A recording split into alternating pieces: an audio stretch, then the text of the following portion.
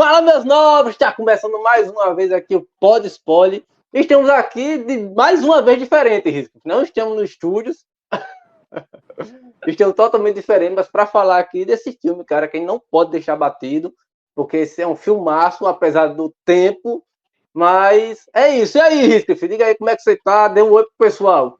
Rapaz, estava ansioso por falar desse filme aí, que já começa com grandes atores, grandes atuações e possivelmente muitas indicações ao Oscar. Então, esse filme tem tudo para ser um do burburinho aí no Oscar. Então, vamos lá, né?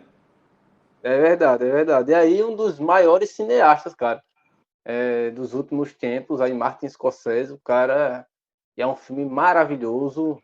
Assim, foi falado muito, na verdade, teve um hype muito grande, na verdade, sobre a atuação do Leonardo, né? Não em si nem sobre a questão do filme, né? Mas muito sobre a atuação. Isso que me chamou muita atenção, né? Estão cogitando aí um outro Oscar para ele, né? Olha aí, então, cara. A gente pode aguardar ele pelo menos concorrendo ao Oscar 2024. Rapaz, e seria bom, pelo menos. Assim, a gente viu praticamente o que foi penar, né? Foi o cara penar para conseguir um Oscar, a academia praticamente quase que ou desmerecia, ou não sei se esquecia, ou não sei qual é a palavra a se usar aqui, porque eles faziam pouco caso da atuação do Leonardo, e o Leonardo é um dos melhores e maiores atores de Hollywood, a gente sabe disso. Mas ele ganhou lá no Regresso, se eu não me engano, é isso, no Regresso ele ganha. Isso, filme maravilhoso.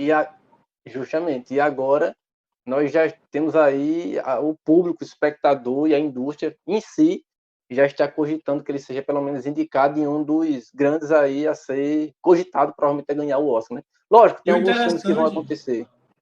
E o interessante dessa atuação dele é que a gente sempre espera que ele seja um par romântico de alguém, ou então seja aquele mais belo, mais vistoso. Sempre tem uma atuação nos filmes dele que passa mais ou menos, tirando o Regresso, né? Que o Regresso realmente não teve nada disso. Mas quando você quebra esse paradigma, essa visão que a gente tem dele, que ele é um vilão, que ele é um galã, parece que ele concorre ao Oscar, porque o Regresso ele não era o galã, né? Ele era aquele cara que tava lá sofrendo. E esse filme agora tá meio bobão, ele tá falando de uma forma diferente, ele se envolve num relacionamento que ele não sabe se ele realmente gosta ou não gosta da personagem ali. Então, realmente, quando ele faz algo de diferente nesse sentido, parece que a academia olha para ele. Não, agora sim merece um Oscar. É verdade. Agora, vamos iniciar aqui com alguns fatores desse filme que a galera também fala muito e eu também acho. Eu não sei se você também teve essa percepção, né? Não era necessário 3 horas e 26 minutos. Logicamente não era. Começar pelo prelúdio de quase 15 ou 20 minutos de prelúdio. Essa informação é absurda. Quem quiser assistir, depois ele já vai, daqui em breve, eu acho que ele vai estar disponível lá na Apple TV, se eu não me engano, é isso. E ele tem um prelúdio de 15 minutos falando ali sobre o povo originário e tal, que é ali daquela região ali do centro, lá nos Estados Unidos, em Oklahoma. E depois disso a gente já vê uma ambientação, cara, absurda, formidável. Na verdade, o Scorsese e alguns diretores tentam dar uma aula de história. Tentam fazer aquela pessoa que não conhece nada de nada, fazer com que essa pessoa saia sabendo de tudo e mais um pouco. Então, eles justificam esses tempos aí, dizendo que é essencial, dizendo que realmente tem que ter essa duração. E assim, se passa na década de 20, cara. Se a gente pensar direitinho, a década de 20 não tem esse ritmo frenético que nós temos agora. Então, acaba que realmente é tudo mais lento, mais devagar. A gente tem ali os cavalos, as carroças, os primeiros carros. Então, acaba que realmente é uma vida diferente da gente. O filme segue esse tom, né? O filme segue esse tom mais leve. Então, a gente, para consumir esse conteúdo, pronto, esse seria um conteúdo ideal, eu acho. Estou chutando aqui, não tenho como saber ao certo, para assistir na década de 30. O filme se passa na década de 20 e a gente assiste esse filme na década de 30. Cara, o Scorsese, eu gosto muito do diretor, mas ele e alguns outros que tentam fazer esses blockbusters, né, esses filmes gigantescos, esses filmes com essa duração tão grande dessa forma, cara, realmente eu perco interesse. Se não fosse Senhor dos Anéis, eu perco interesse. A gente falamos a mesma coisa na quarta comentada. Pessoa que não assistiu, tem que assistir. Tem vídeo nosso Sobre aqui na quarta Oppenheimer. comentada. Que a gente, justamente falando sobre Oppenheimer, sobre isso, porque são dois filmes, sinceramente, muito bons. Tem aspectos diferentes, mas como você falou de história, os dois gostam de retratar a história dos diretores, né? Em si, aqui o Scorsese e ali o Christopher Nolan. E sem deixar passar nada. Ele não quer que passe nada e que você fique, sim, mas isso aqui foi resolvido e algo ficou mal resolvido. Não, ele quer mostrar tudo com tempo hábil para colocar tudo ali na tela. Porque tempo hábil é uma coisa, assim, é uma questão a se olhar, porque cada diretor é diretor, cara. E o Christopher fazendo Oppenheimer leva essa mesma singularidade que o Verdade. Scorsese fez aqui. Mas você falou uma coisa certa da década de 20, e é bom falar sobre isso porque a gente, depois do Prelúdio, a gente já recebe um impacto muito forte de cena, da questão de ambientação, de tão perfeito, que lhe remonta de certeza que aquilo é década de 20, 30 por aí. Você não precisa, né, piscar muita coisa, olhar muita coisa, porque você tem noção do que está se passando na tela. Cara, questão de cenário, figurino, iluminação, é muito perfeito que o diretor, justamente também com a ilustradora dele também que estava fazendo ali para fazer toda essa parte de cenário, fizeram e como eles montam essa adequação aí para mostrar esse tempo, porque a partir do momento que passa 15 minutos de filme só passando o que é os Ossages, a tribos em si, o povo deles e tal, quando começa o filme já é uma aula de mostrar ambientação perfeita. Muitos filmes aí, eu já falei já, até com, não sei se com você, alguns filmes que tem na Netflix, que eles gostam de retratar muito, década de 50, 60, 70, 70, cara, e não consegue fazer o mínimo de ambientação para mostrar que é década de 70, meu Deus do céu, década de 70, eu acho que até é mais plausível, vamos dizer assim, olha eu falando aqui como um cineasta, seria melhor mostrar 70 quanto, sei lá, 20, mas o Scorsese dá uma aula fazendo isso, cara. Não sei Mas também como você viu isso na tela, que você trabalha em si com imagem, com audiovisual, como você se tocou nisso, tá ligado? Assistindo eu esse filme. acho, eu acho, Ciro, essa questão do. O Martin Scorsese, ele já ganhou o Oscar. Então, ele sabe bem o caminho. Quando ele prepara, assim, o elenco vai ser o quê? Leonardo DiCaprio já tem Oscar. Aí você pega a Lily Gladstone, você pega o Robert De Niro e pega o Jesse, que eu gosto muito dele, aquele Jesse Plemons, sei lá como é o nome dele, mas ele tem vários filmes legais. Quando eu vejo ele no elenco, eu falei, cara, ele não é o principal ali do elenco, mas, tipo, ele entrega muito. Eu gosto muito de filmes e séries que ele participa. No finalzinho tem um Então, Brendan Fraser também, né? No finalzinho já ali, né? No é, terceiro ato. aí o que acontece? Ele, o Martin, ele já sabe o caminho de como ganhar um Oscar. Então, quando ele faz um filme, ele faz esse filme completo, contemplativo, histórico, trazendo a questão do massacre, o massacre do Osage, que é aquele povo indígena, contando toda essa forma para que, com certeza, venha um Oscar, ou pelo menos venha várias indicações. Que esse filme seja falado nos tabloides, nos sites, nos jornais, em tudo que é canto. Esse filme, com certeza, quando ele se propõe a fazer algo, ele não vai fazer, tem esse orçamentozinho aqui, eu simplesmente vou fazer um filme por fazer, vou gastar o meu tempo aqui da minha vida a fazer isso. Não. Ele realmente se propõe a fazer coisas boas. Então, Tô por isso que me ligado. chama a atenção quando eu vejo alguma produção dele, de assistir, de prestar atenção nos detalhes. Eu acho que o tempo acaba sendo um fator. Vamos lá, tá, deixa eu passar isso aí, já que às vezes você vale a pena outras coisas que tem dentro do filme. Verdade, verdade, isso é verdade. Agora, o que eu, assim, não só interessante, porque isso é o fato da história, na verdade, né? Quando a gente pega ali os povos originários, que são os indígenas, vamos falar assim, né? No ditado popular, na palavra popular da coisa, e a gente vê os colonizadores ali que vão até aquela região dos Estados Unidos e retiram eles, né, daquela localidade onde eles estão e, de certa forma, imprensam ele ali no meio ali da região central dos Estados Unidos e tiram ele da região deles, né, os Osage da região deles. Engraçado é que essa situação de roubar a terra dos Osage vira o jogo nesse momento, e isso é engraçado porque nós temos muito bem colocado, dirigido também, e colocado também no roteiro essa forma, como essa virada acontece. Porque a partir desse momento, a gente vê o povo Osage virando outra classe, porque naquele momento que eles são colocados em outra região dos Estados Unidos, a região onde eles estavam era riquíssima em petróleo.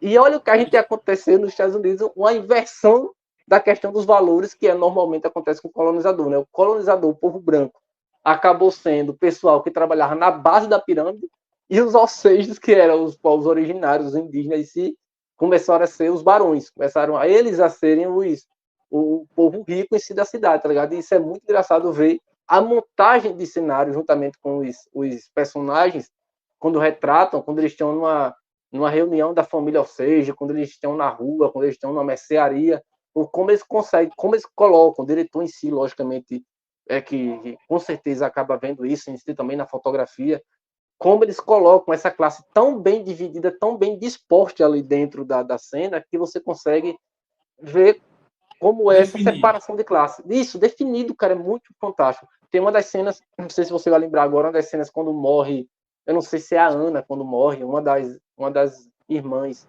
da esposa, que depois vira a esposa, na verdade, do personagem do DiCaprio. A primeira irmã dela, quando morre, que tem uma hora que elas vão para o velório, não, elas estão na casa delas e tem, tipo, não sei, um tipo de velório, uma coisa do tipo. E é engraçado como as primeiras pessoas que estão na porta é o pessoal branco, são os brancos. São os, né, são o pessoal, os colonizadores. Na verdade, são os ingleses, né? Quem colonizou os Estados Unidos foram os ingleses.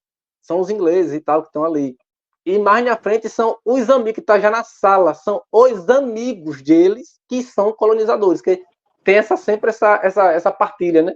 Eles deixam alguns entrarem na casa dele e as suas culturas, trazer suas culturas.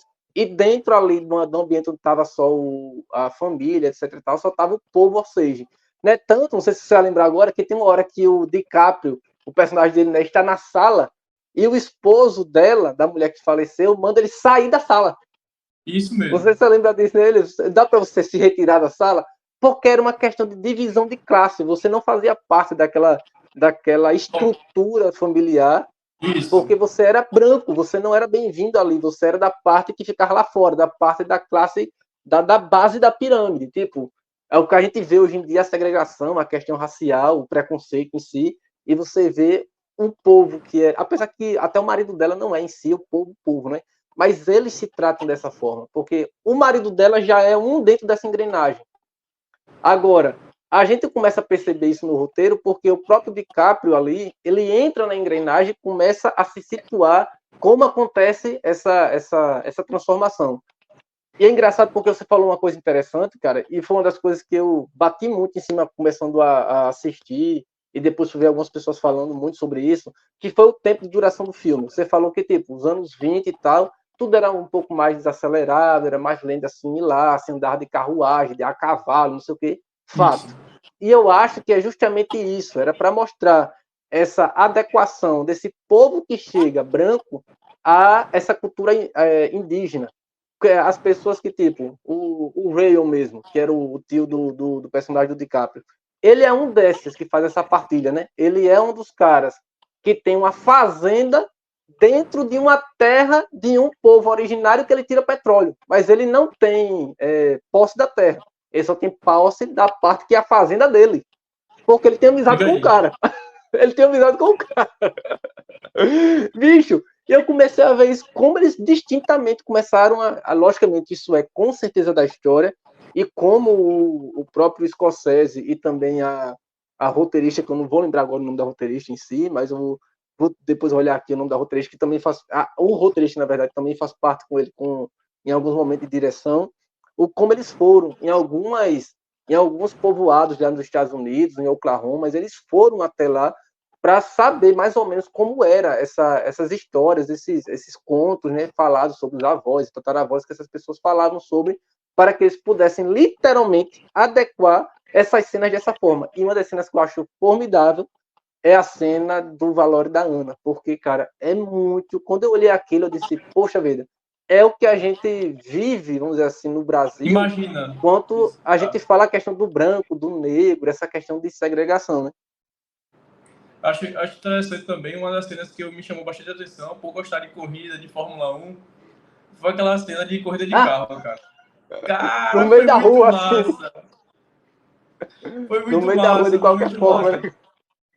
E o Leonardo DiCaprio fica olhando assim pra corrida e ela pergunta: Você apostou? Ele não. E tipo, a cara dele entrega, pô. Ele tá muito empolgado, né? Ele fica muito empolgado. É justamente isso, de entender também. Logicamente, ele é engraçado porque tem toda uma montagem em cima do personagem, porque ele chega da guerra, né? Do pós-guerra, o cara chega e puta merda, eu tenho que falar do figurino, porque o figurino é impressionante, cara. Mas vamos falar dessa montagem em questão do personagem entender o ambiente, né? Porque o cara tá Uhum. deslumbrado. Logicamente, o cara vivia, tipo, ele estava ou na Inglaterra, em outro canto em si, e vivendo a guerra, ele sabe como é viver num povoado, numa cidade maior, numa cidade grande. Mas o cara tava numa cidade pequena, tá ligado? Aonde do nada ele foi levar assim, a senhoria dela ali, porque ele era motorista dela naquele momento, se não me engano, não é isso? Ele era Isso, é motorista motorista. da. Não é isso? E o cara vai tirar o carro e na pista que ele vai passar, pô, tá acontecendo uma corrida. Tipo, e é todos os carros que estão. Eu fiquei até pensando, mas quais são os carros que estão correndo? Quem é que entrou, tipo, tá ligado, na corrida? Quais são as pessoas que estão correndo? Até ela perguntar depois pra ele, você apostou? Mas puta merda, se apostava, como apostava e tal. Eu fiquei curioso com isso na hora. E eu fiquei muito interessante porque ele se deslumbra, né? Ele fica todo impressionado, todo. A ponto dela perguntar, mas você apostou? Esse não. Não, só tô deslumbrado com a cultura de vocês. Isso aí você vê como é importante você estar com bons atores, né? Vai. Que eu fico imaginando, às vezes, assistindo ao longo do filme, e também depois, assim, cara, se fosse um outro ator, como é que a gente veria esse personagem sendo outro ator? Será que ele seria diferente? Será que eu iria gostar ou não? Como é? Porque, assim, essas nuances dele, até as partes não faladas, que Sim, muitas vezes o filme acontece no que não está sendo falado, e sim no que está sendo visto, como tem uma parte também que ela chega eu assim, ela coloquei uma tá... observação sobre isso, cara. Fala sobre isso porque uma das pessoas que você muito fez eu assistir esse cara, que é o Gaveta. O Gaveta fala muito sobre isso, que é subtexto dentro de uma cena. E esse filme é cheio, cara. É absurdamente cheio. O Scorsese deixa de lado, às vezes, o roteiro para deixar que a cena fale, tá ligado? E é Verdade. justamente isso. Eu tava vendo o PH Santos, a Sim, resenha dele sobre esse filme também, é fantástico. Assim, ele também vê esses detalhes. Às vezes, uma resposta não precisa... O diretor, o roteirista, eles querem que a gente pense, raciocine. sim, E não assim, não é exatamente. uma pergunta sim ou não. Muitas vezes a resposta é um talvez. Sim, Então sim. você vai ter que caçar elementos, lembrar de outras cenas. Entrou o GC. Assassinos da Lua das Flores. A gente tem que pensar direitinho, juntar enigmas ali para saber realmente se aquilo ali foi uma ironia, se foi a resposta concreta, o que foi de fato que aconteceu, para que naquele momento lá, aí agora sim, Leonardo DiCaprio. Tô falando dele, né? Leonardo DiCaprio, para que ele, naquele momento ali a gente saiba se ele está dizendo sim Dispensem ou o meu não, ou cachorro talvez. gritando aqui. Dispensem o meu cachorro aqui, que ele tá ouvindo zoada. Quis ficar dentro do quarto agora, dispensem a zoada aqui dele. Pagamos pela culpa dos outros, né? Então, Mas, cara, eu acho que é justamente isso. Sinceramente, e uma das coisas que eu achei também, a questão de desconstrução. Eu vi até algumas pessoas também falando sobre isso, a questão do Leonardo, quanto ele aceitou a desconstrução do personagem. Porque eu acho que você já falou uma vez para mim, já em um episódio que a gente fez, sobre alguns diretores gostam de deixar o personagem com um caráter duvidoso, ou às vezes ele é ambíguo, né? A gente não sabe de isso. fato se posso torcer por ele ou não. E eu acho maravilhoso que a caracterização do Leonardo já começa desse fato, porque a gente sente pena dele quando ele chega do pós-guerra, e a caracterização dele é perfeita, os dentes dele, a expressão dele, ele não é o galã.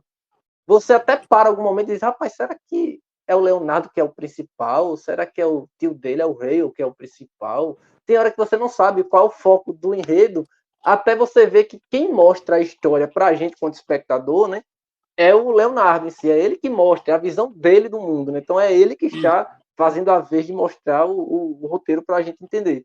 Mas eu achei fantástico o quanto ele se coloca nessa posição de dizer, poxa, vamos fazer esse personagem, vamos construir esse personagem, e o quanto ele leva essa ambiguidade do Scorsese para que a gente torça por ele, torça por ele, torça por ele, e em um momento a gente fica assim, puta merda, mas o cara vai fazer isso mesmo, ele vai estar envenenando a esposa, né? Ele vai, puta merda, tem umas cenas, tem umas coisas muito fora de contexto da pessoa que ele é, né? Da pessoa que ele diz ser e da pessoa que ele mostra ser, do nada ele tá envenenando a esposa, pô. Tipo, eu tô torcendo pra um cara filha da puta, tá ligado? O cara é mau caráter, pô. Eu tô torcendo pro cara que tá fazendo tudo por dinheiro, pela família, como o tio dele mesmo fala, tem uma hora, né? Nós somos todos um só. Tem uma hora, já no final, para o terceiro ato, se não me engano, ele leva um contrato, né, para o DiCaprio, porque estão atrás dele, etc e tal. E ele manda ele assinar, eles são todos um só, somos todos a família, somos todos. Eu disse, meu Deus do céu. O cara tá fazendo por uma coisa que ele estava se colocando ali, mas querendo ou não, tipo, se a palavra certa é essa, se der merda, bicho, ele já sabia que ele ia ficar só na história.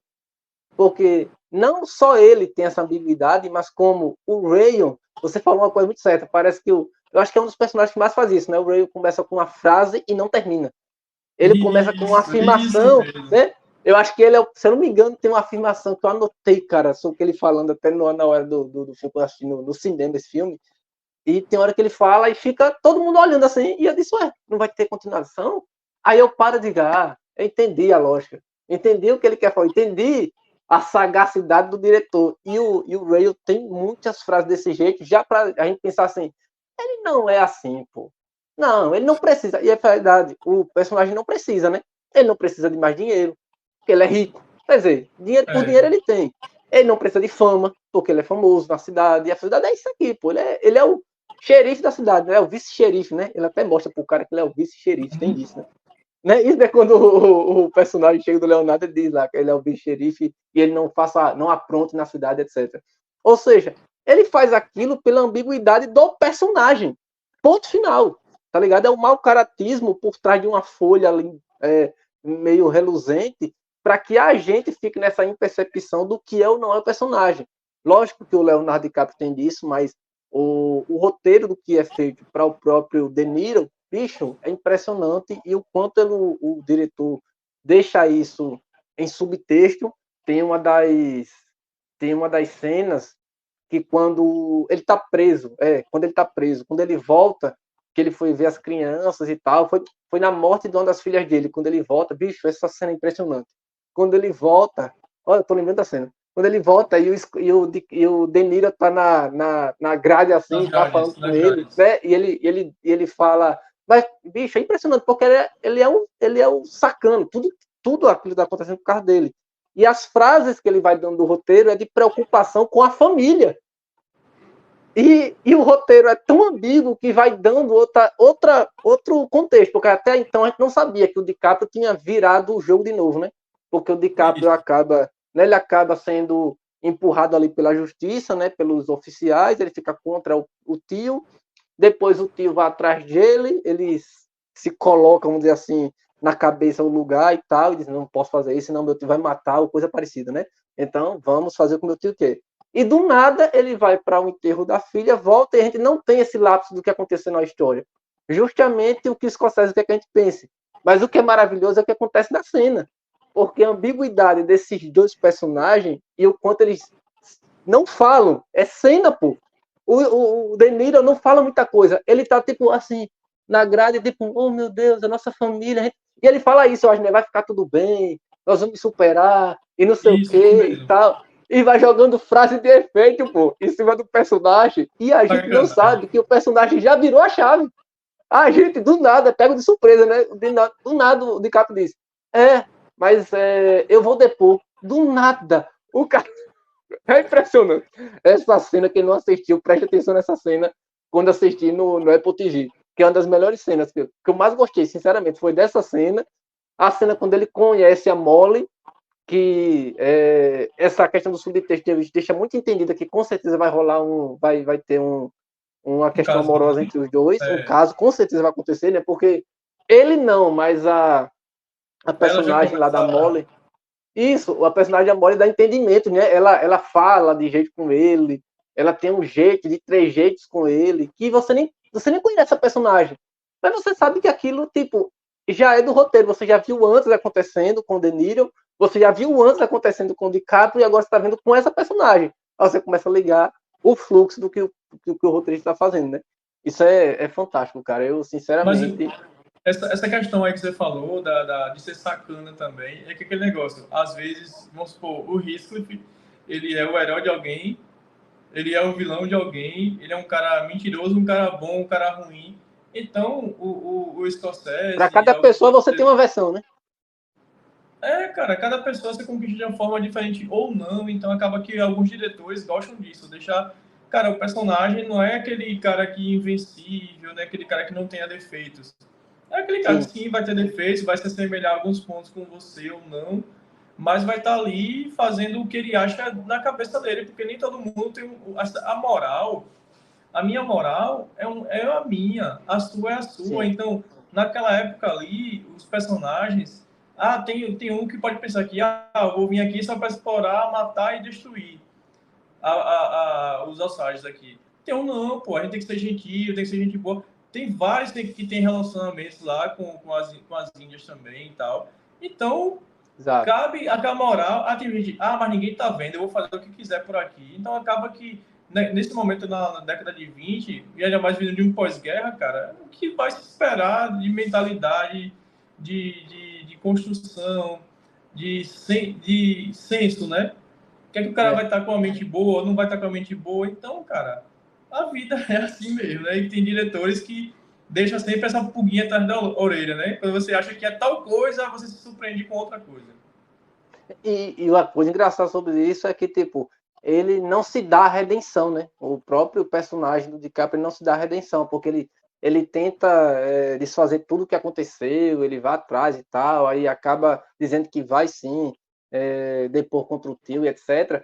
E quando ele é posto na frente da esposa, e a esposa pergunta, bicho, já aconteceu de tudo, eles estão entendidos e tal, vamos viver junto, depois sair daqui, etc. Mas ela confronta uma besteira com ele. Mas é uma besteira que mexe na ambiguidade do personagem. Ela pergunta: no meu remédio era só remédio? Tipo, é a redenção final do personagem com a esposa, com o par, com essa relação amorosa, que não é plano de fundo, né? Ela é a relação real em todo momento ali dentro do personagem, sempre está em relação o contexto amoroso dele. Então não é um plano de fundo, é uma coisa que está escancarado, mexendo na ambiguidade do personagem, que o diretor fica cutucando a todo momento. Então, ele chega ali e quer falar sobre uma coisa simples, tipo, eu estava doente, você estava me dando um remédio, massa, beleza. E foi uma coisa que ninguém tinha no mundo, só sei lá quantas pessoas tinha, poucas pessoas tinham, né? E ela também tinha. Mas não só davam um remédio a ela. E ele sabia, tá ligado? E ela pergunta isso. Era só remédio? E ele, bicho, não se dá redenção pela ambiguidade do personagem de não se colocar nessa situação. Ele diz, era só remédio. E ela diz, tem certeza que era só remédio? E o que acontece, que é o que o personagem, que é o que o diretor gosta de fazer, o que o roteirista também se propõe a fazer, não deixar aquilo se estender em falas, mas falar com a cena. Ela não fala nada pro Amole. Ela só pergunta duas vezes se certeza era remédio. E ele fica olhando, tipo, desesperado, querendo conversar, tipo, destrinchar o que vai acontecer daqui para frente das nossas vidas, e a Molly simplesmente levanta e sai. É tudo que ele tá falando, e quando mostra depois ela não está no lugar. Ela não está mais sentada e tal. E eu digo, cara, assim, e isso, acho que se não me engano, já é dentro do terceiro ato, né? Que o terceiro, é 3 horas e 26, pessoal. Então, cada parte do filme aí. Se a gente tem um prelúdio de quase 15 minutos, pô, eu acho que é um dos maiores Imagina o prelúdios que eu já filme, né? assisti na vida. Eu não estava imaginando, eu pensei que era o começo do filme. Aí eu olhei assim e disse, já rodou o nome do filme? Não. Ué, é isso, é um prelúdio, não é possível, cara. Mas é o que você Tá, falou, ele tava mostrando história, né? Tava mostrando história no começo. tá, mas com isso tudo, eu faço uma boa avaliação desse filme, que ao contrário do Oppenheimer, Ah, eu senti raiva. Uma coisa é você ficar entediado, você não gostar, você você achar que assistiria de novo, então, esse menor. filme, né? Se ele chegar, você assistiria de novo, pra prestar atenção nas nuances. Pelo menos mais uma vez, eu acho que eu vou assistir. Vou assistir para prestar atenção direitinho. tem coisas que passam, e você, eita, cara, agora isso significa isso, então realmente, de Não, fato, assistiria tranquilo. Mas aí, com certeza. que nota você daria para esse filme? Cara, esse filme é um filme absurdo, não só tirando porque é de um grande diretor, e um dos grandes diretores que eu em si gosto também, logicamente. Se eu não me engano, a gente já fez até, não sei sobre ele, o Scorsese, eu acho que sim, já. Fizemos uma das tags que a gente faz lá no nosso Instagram, grandes diretores.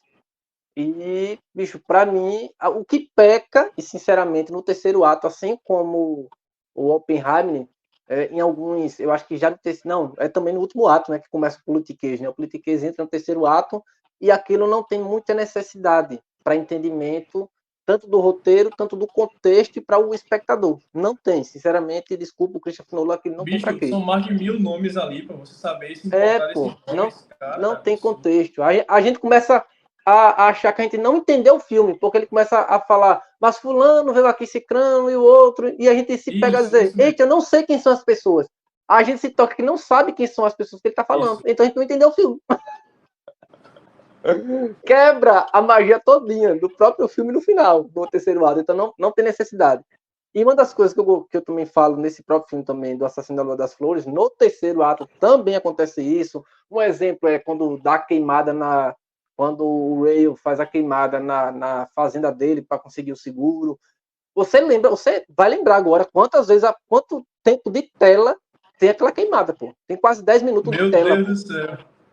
Tem quase 10 minutos, foi quase um prelúdio.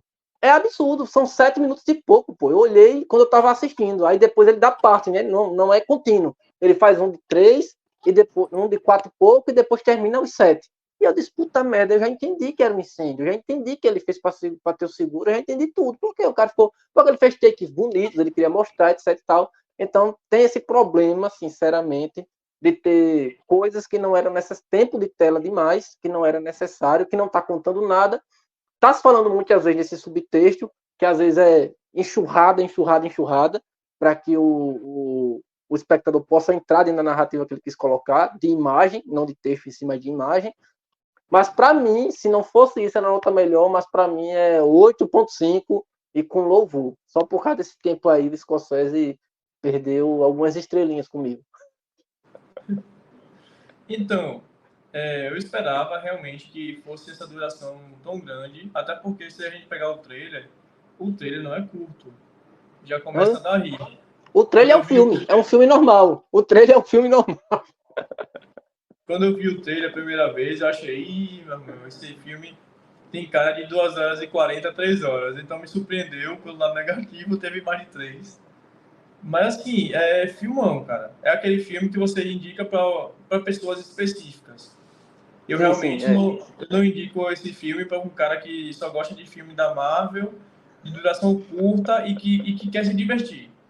É. Aí você sabe que não é o perfil do filme. Mas, assim, eu não tenho. O roteiro é legal, muito, na verdade, legal não, muito bom. Filmagem, direção de fotografia, direção de cena, as atuações estão perfeitas, os efeitos. A gente, por mais que você fale assim da ambientação, a gente tá falando da ambientação. Aquela primeira cena com os poços de petróleo, aquilo tudo ali é digital, pô. É um absurdo, pô. Tratamento de cor Então, da entrada que entra o. Não sei se você viu isso no YouTube já. O pessoal mostra tratamento de cor daquela imagem da fazenda. Puta merda, meu amigo. pronto. É um Então trabalho espetacular, pô.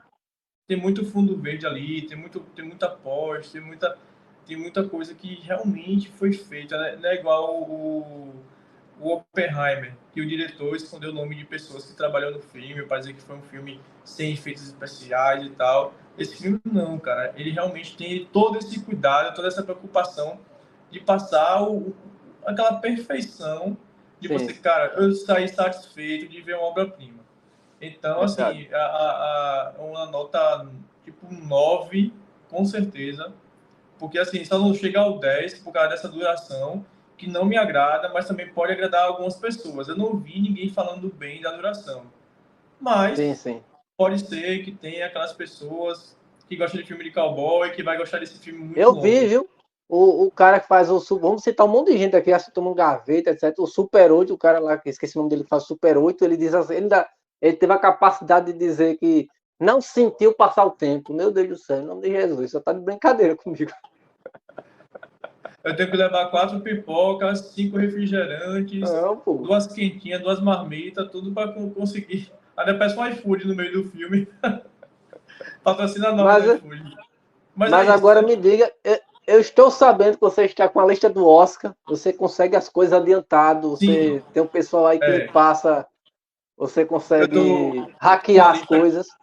Estou com a lista do Oscar aqui, do Oscar, e estou vendo que esse filme vai ganhar 2 indicações, ou vai ser contemplado com 2 Oscars. Em breve eu divulgo o que vai ser. Olha aí, quem pode spoiler, ele vê com essa palhaçada, pessoal. Vamos cancelar o rapaz aqui. Mas eu fiz uma lista minha do Oscar, porque para mim esse filme, se não tiver indicação, tem que ganhar como fotografia, direção do Scorsese, com certeza, DiCaprio como melhor ator, tem que ganhar um novo Oscar. Ator coadjuvante, o De Niro, ou a mulher lá que faz, estou esquecendo, me perdoem, da personagem que faz a esposa do DiCaprio, mas ou o De Niro, ou ela ganha aí como coadjuvante. Lily Gladstone. Isso. Montagem também é absurdamente espetacular, até porque mostra muito passagem de tempo. Meu Deus do céu, isso é bem absurdo quando mostra isso. Figurino, meu Deus, figurino não tem que falar, pô. Figurino, se for indicado, vai ganhar. E por último, com certeza, roteiro, porque o roteiro e a direção desse filme é espetacular. É espetacular. E também, Ciro, é um filme. De gênio. É um filme que a academia, né, o Oscar, gosta de premiar, porque é um filme que vai tratar sobre a exploração do petróleo, o povo indígena, então pode ganhar até de filme do ano, cara. E essas questões, eu vi o pessoal falando isso, né? O De Niro ali, o Scorsese e o DiCaprio com um peso muito grande, e vendo eles ali, o que podem ganhar, com certeza, se tiver grandes indicações como direção, coadjuvante, melhor ator, com certeza esse filme, se for para melhor filme, ele ganha. Isso é certeza. Verdade. Alguém vai ter que entrar nesse páreo e vamos aplaudir aqui, porque a Apple vai levar o seu primeiro Oscar. Eu falei isso na quarta comentada. A Apple está tentando entrar no tapete vermelho não para brigar, não só para brigar, para ser indicado, ele está entrando para ganhar. E dessa vez, meu amigo, eu fiquei surpreendido, porque essa produção é da Apple TV. E vai ganhar um Oscar. Não, vai ganhar alguns Oscars aí. Como passou agora na quarta comentada, aquele filme também, o Fenômeno das Pelúcias. Cara, eu gostei demais de tudo do filme, pô. O filme é muito bem feito, então você vê que a Apple TV tá forte aí. E, gente, temos que encerrar esse episódio, que já tá passando aqui há muito tempo já. Já passou do tempo limite, já. Já, a internet vai cair aqui em breve. Mas é isso, gente. Assistam esse filme, a indicação aí com certeza vai estar no Oscar. Se não tiver, cobrem a gente aí, que esse precisa estar no Oscar. Isso aí é condição não. Segue a gente no Instagram também, segue nossos perfis também, segue nossos apoiadores, a Piticas Maceió, o Rangos Truque, o pessoal da Cacast também, da produtora Maná. Até o próximo episódio, Riscris. E tchau, a gente fica por aqui. Até o Oscar. Vamos estar no tapete vermelho, é isso. Isso. Façam aí uma nome, rapaz. Faça aí uma tag aí, pessoal. Podcast no Oscar. Vai ver se o pessoal do Oscar leva nome. Pode spoiler, pô. Pode spoiler no